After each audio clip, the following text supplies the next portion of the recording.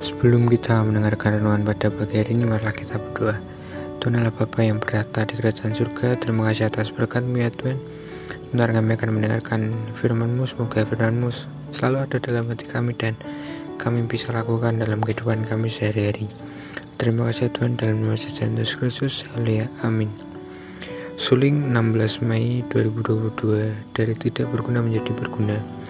Bacaan Alkitab Filemon 1 ayat 9 sampai 21. Dahulu memang dia tidak berguna bagimu, tetapi sekarang sangat berguna, baik bagimu maupun bagiku. Filemon 1 ayat 11. Filemon adalah orang percaya yang kaya dan memiliki banyak budak. Salah satu budaknya yang bernama Onesimus pernah mencuri di rumahnya dan kemudian dia pergi melarikan diri. Bukan hal yang kebetulan jika dalam masa pelarian itu Onesimus bertemu dengan Rasul Paulus di dalam penjara. Melalui pelayanan Paulus ini, akhirnya Onesimus menerima Kristus sebagai Tuhan dan Juru Selamat, dan kehidupan Onesimus pun mengalami perubahan 180 derajat. Perjumpaan dengan Paulus benar-benar menjadi titik balik dari kehidupan Onesimus. Sejak saat itu, Rasul Paulus menyebut dia sebagai anak, ayat 10, dan buah hati, ayat 12. Bahkan Onesimus dipercaya Paulus untuk menolong pelayanannya, ayat 13. Onesimus yang dahulu hanya seorang budak, bahkan seorang pencuri, dia dinaikkan derajat oleh Tuhan menjadi hamba Tuhan. Onesimus yang dulu tidak berguna, setelah bertemu dengan Paulus dan bertobat, dia menjadi sosok yang berguna, ayat 11.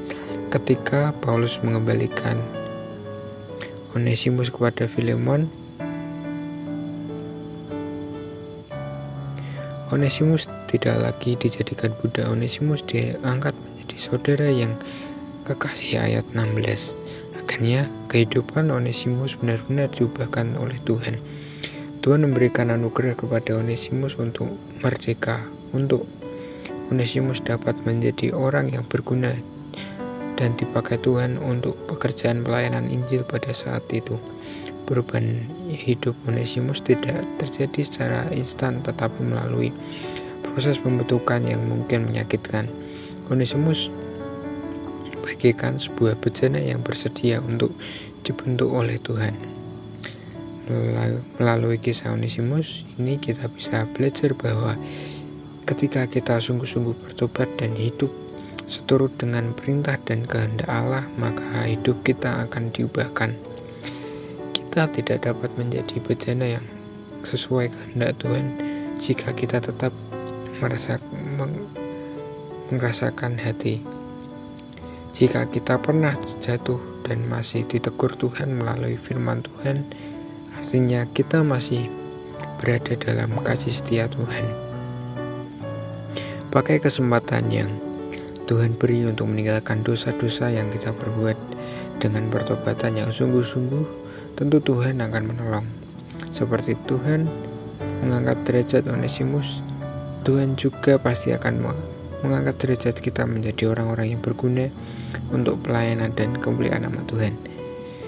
Dibutuhkan penyerahan diri secara penuh kepada Tuhan untuk menjadi pribadi yang lebih baik. Pokok doa, berdoa untuk pelayanan keluarga Pendeta Samuel dan Saudari Valentino. Sekian renungan pada pagi hari ini, Tuhan Yesus memberkati.